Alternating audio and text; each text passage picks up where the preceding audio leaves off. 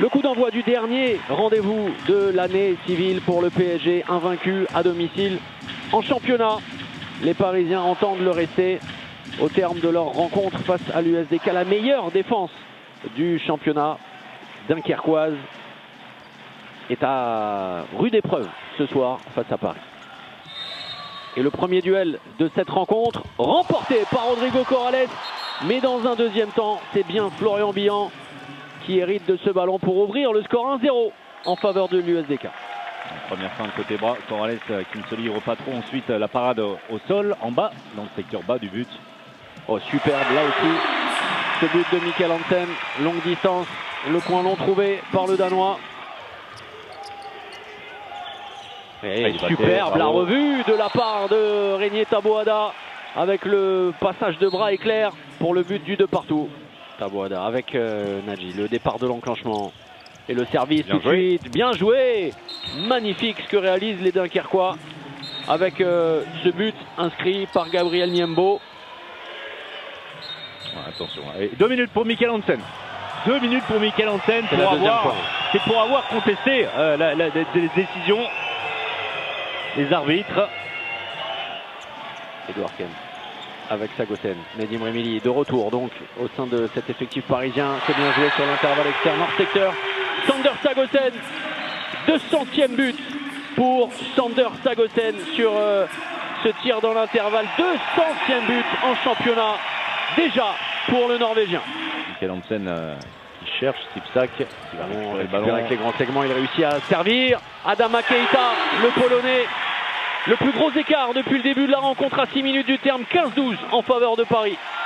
Très concentré sur le tir, Adama Keita qui avait manqué son premier face à Samir Belhassen, et depuis il prend encore plus de temps de fixation avant de lâcher le ballon. Toujours ce Yago avec changement de position, l'entrée en deuxième pivot. Tom Pelayo doit faire plus en échec sur cette tentative. L'accélération de Sander Sagosen qui va faire des dégâts face à la défense statique de Dunkerque. Arnaud Calbry réclamait un marché, mais le Norvégien a plutôt roulé sur l'USDK. Alors si vous dites rouler, moi je vais vous dire il y allait un petit peu en vélo. En tout cas c'est l'impression qu'il donnait. Pelayo, le temps fort, c'est compliqué pour Cornel Nadji, surtout face à un gardien chaleur comme Rodrigo Corrales. Encore 2 minutes à tenir pour les Dunkerquois pour tenter de combler quelque peu cet écart déjà conséquent. Oh, quelle facilité de la part de Sander Sagosen pour un +7 à 1 minute 30 du terme. 19-12. La concentration, la routine du Danois.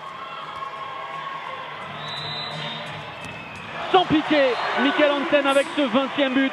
Le plus gros écart, +8 en faveur du PSG, 20-12 face à l'USDK.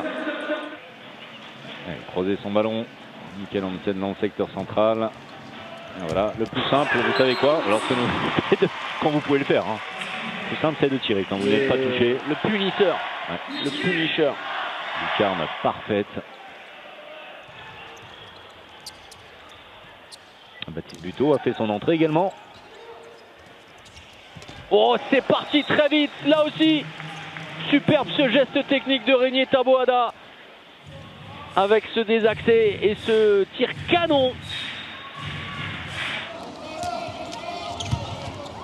Ouais, la passe pour Benoît Kounkoud.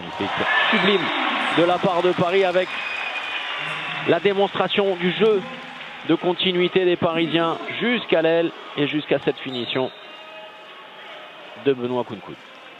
La passe de Sander Sagosen. Mais toujours cet écart conservé, même s'il y a quelques moments de yo-yo. Dunkerque revient à 6-7 buts. Paris repart, le bras est levé, la menace du refus de jeu. L'entrée, Baptiste Buteau qui était seul, qui est encore seul. C'est bien joué. Très bien lâché. Là aussi, on parlait du jeu de continuité entre Martinez, Buteau et Niembo à la conclusion. Les Dunkerquois n'ont pas abdiqué, tentent des choses. Regardez, hein, encore la qualité de Gabin Martinez pour servir Pinheiro à l'intérieur, mais encore monstrueux, qualité monstrueux de Kangas City. Regardez Rodrigo Corrales une nouvelle fois sur ce tir face à Pinheiro, remarquable. performance du gardien champion d'Europe. La victoire du PSG, un succès facile pour cette dernière sortie de l'année 2019. Victoire 36-25, un éclat face à Dunkerque. Le champion de France reste invaincu et poursuit sa série de victoires à la maison. C'est les vacances, la fin d'une première partie de saison vraiment intense. On reste invaincu en championnat, donc c'est vraiment l'objectif. On a eu un peu de mal, je pense, dans les 15 premières minutes en termes d'intensité et tout. Mais au final, on sort avec 11 buts d'écart. C'est une belle sortie ici à la maison, devant le public comme ça, on est content. Oui, ça fait très mal. Surtout comme vous avez dit, les 15 premières minutes, on a tenu. Et après, ils ont commencé à partir. Et on a un manque de rotation aussi. Il nous manque quelques joueurs, quelques arrières. Même si notre arrière gauche a fait une bonne prestation, je trouve. Mais après, c'est pareil. On savait très bien qu'on allait tenir et après, ils allaient dérouler. On a fait tout ce qu'on pouvait.